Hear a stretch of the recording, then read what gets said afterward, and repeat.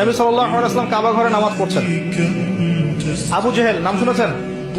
আবু জেহেল দেখে ফেলেছে, এসে নবী সাল্লাল্লাহু আলাইহি ওয়াসাল্লামকে আঘাত করেছে, একটা ঘুষি দিয়েছিল। আল্লাহ রাসূল সাল্লাল্লাহু আলাইহি ওয়াসাল্লাম কিচ্ছু বলেন নাই। এই দৃশ্যটা দেখেছেন একজন দাসী, দেখে হামজা রাদিয়াল্লাহু আনহু স্বীকার করে ফিরছিলেন। তিনি কিন্তু তখন ইসলাম কবুল করেন নাই, নবীর চাচা, আপন চাচা। হামজা রাদিয়াল্লাহু আনহু আসছেন, তাকে বলছে ইয়া আবু আমারা, ইয়া আবা আমারা, হে হামজা, তার উপনাম ছিল এটা।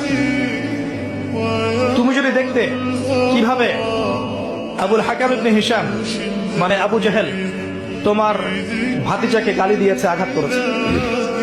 হামজা রাদিয়াল্লাহু আনহু বললেন আওয়া ফাআলা হাদা, সত্যি কি সেই কাজটা করেছে? তখন এই দাসী বলছেন ই ওয়া রব্বি, আল্লাহর কসম, সত্যি কাজটা করেছে।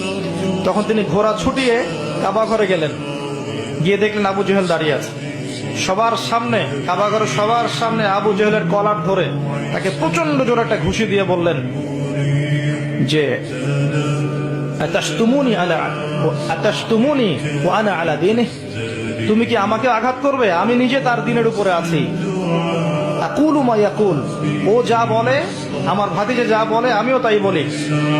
রুদ্দাহা ইন ইসতাতা'তা, তোমার যদি ক্ষমতা থাকে এই ঘুষি ফিরিয়ে দিয়ে দেখাও। কে বলেন এই কথা?